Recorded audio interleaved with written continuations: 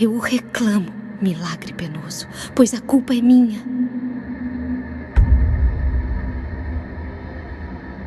Faça meu peito sofrer de arrependimento. Forje sua punição e crave-a profundamente. Me faz sentir o peso da culpa novamente.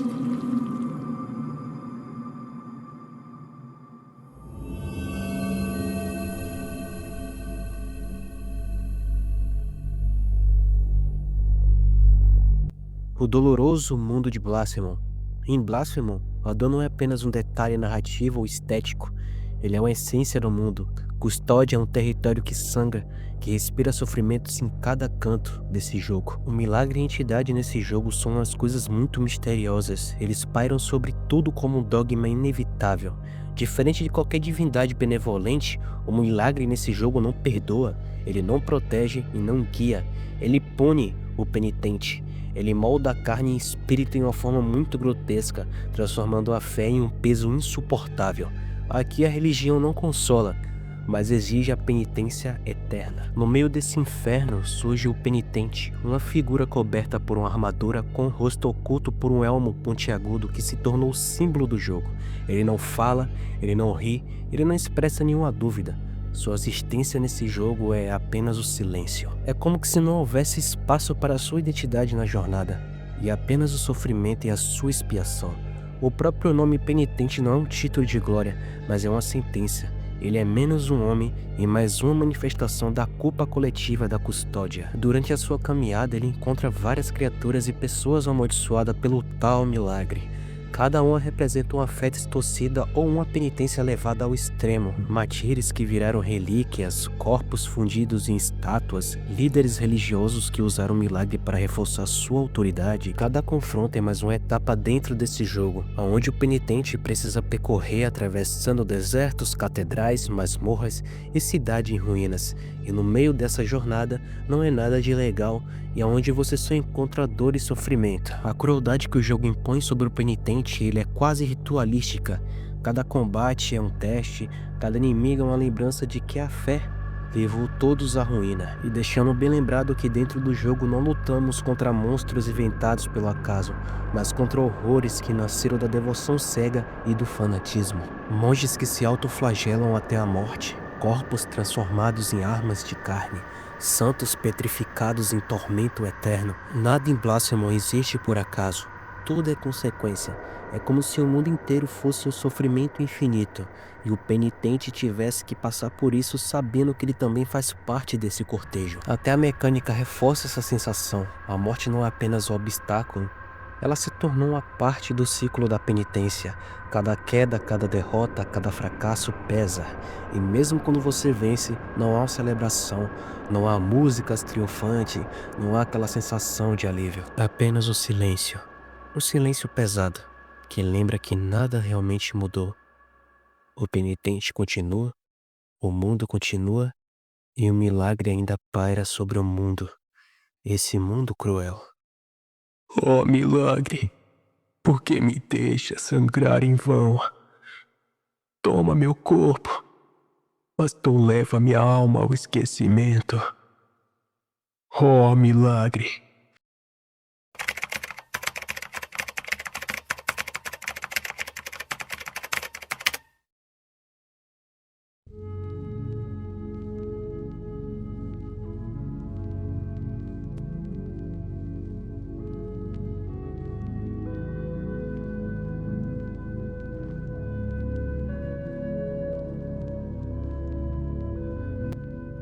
O mais cruel em Blasphemon é que não existe um vilão central claramente odiável. O inimigo não é uma criatura isolada ou um tirano que precisa ser derrotado.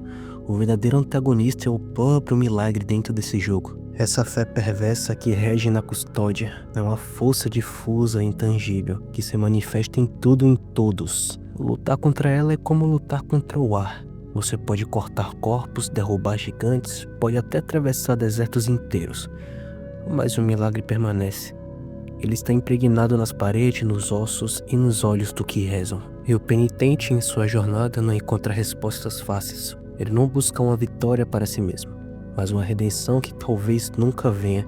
Sua espada não abre caminhos para a liberdade dele, mas apenas uma continuidade da dor. Cada batalha vencida é apenas mais um passo em direção à verdade incerta, talvez inalcançável. Ele caminha, mas não se liberta. Ele sangra, mas não se purifica. É um ciclo interminável. E é aí que o jogo também envolve o jogador nesse sofrimento. Jogar Blasphemous não é apenas controlar um personagem, é sentir o peso da sua penitência e atravessar juntos com ele nesse sofrimento interminável. A dureza dos cenários, a repetição das mortes, a constante lembrança de que não há um descanso. O jogador pouco a pouco entende que ele faz parte desse ligamento cruel.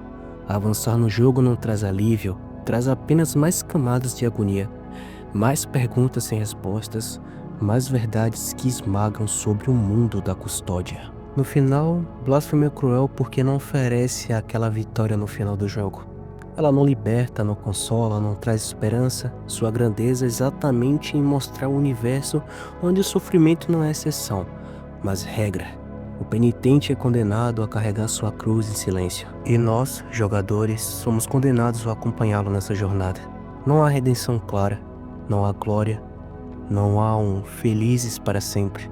O que existe é apenas a certeza de que a dor molda tudo e que em custódia a fé não salva, a fé corrói. Em Blasphemous, o vazio é uma presença constante. Ele não é apenas um espaço entre as ruínas, nem o silêncio após o som de uma espada. É algo mais profundo, uma ausência que parece viva, que observa, que pesa. Custódia é um mundo que parece existir depois do fim do mundo, um lugar onde a história já se encerrou, mas a realidade continua, arrastando sem propósito cada passo do penitente. Ele atravessa ecos de um tempo perdido, de crenças antigas, de promessas que já não significam nada mais. A filosofia do jogo se manifesta nesse abandono. Blasphemous fala de um universo que continua funcionando por hábito, como uma máquina esquecida, movida por rituais que já perderam o sentido. O mundo ainda reza, mas sem saber o porquê está rezando. As pessoas ainda veneram o milagre sem saber o que realmente ele é. Tudo persiste, mas nada floresce. É uma existência sustentada apenas pela inércia e pela repetição e o medo do vazio. O vazio em Custódia é espiritual, mas também é existencial. Ele mostra o que acontece quando um povo ou talvez uma civilização perde o significado original da sua fé, de sua vida ou de sua própria razão de ser, testemunhando não apenas a ruína do mundo, mas a ruína do sentido. Tudo está gasto, mas ninguém usa parar. O movimento continua mesmo sem destino. E talvez seja isso que Blasphemous expõe com tanta força, a incapacidade do ser humano de aceitar o vazio. O jogo mostra ao mundo que ao invés de encarar o silêncio do inexistente, tenta preenchê-lo com símbolos, estátuas, ritos e egos. Tudo que é material se torna sagrado. Tudo que é antigo se torna digno de adoração, não por fé verdadeira, mas por medo de reconhecer que nada resta além da ausência. Em um mundo incapaz de deixar morrer o que já está morto. O penitente é um andarilho desse vazio. Ele caminha por lugares que perderam o significado e sua própria jornada parece carecer de um propósito claro. Ele é uma figura sem passado e sem futuro, uma consciência que atravessa um espaço onde o tempo perdeu a direção. O silêncio que envolve não é apenas da boca de quem não fala, mas de um universo que já não tem mais nada a dizer. Há em Blasphemous uma reflexão profunda sobre o fim da crença. Não apenas uma crença religiosa, mas a crença em qualquer coisa. O que resta quando tudo que sustentava a existência se dissolve? O que se faz quando o sentido se esvai, mas o corpo ainda insiste em continuar? Custódia responde com sua própria monotonia. Continuas, caminhas, mesmo sem saber para onde. O movimento se torna o último traço da vida. Esse é o coração filosófico do jogo. O paradoxo de uma fé que sobrevive ao seu próprio Deus. Blasphemous não fala apenas de religião, mas da condição humana em sua forma mais crua. A busca incessante por um significado no universo indiferente. O vazio não é o fim, é o estado natural das coisas.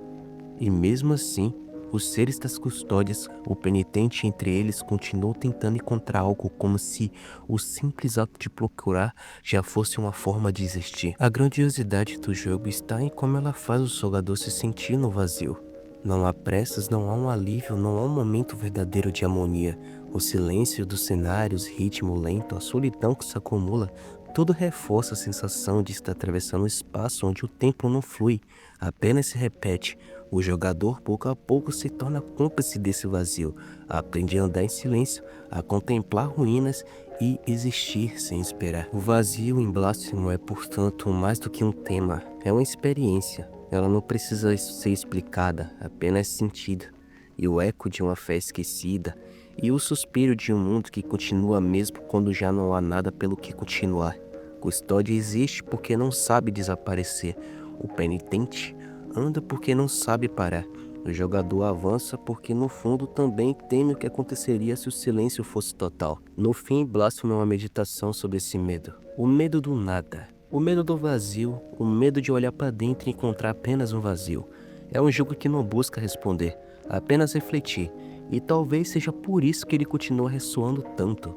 Porque de certa forma, todos habitamos um pouco de custódia. Todos carregamos, em um silêncio, a dúvida que move o penitente. Se tudo é vazio, por que ainda seguimos caminhando?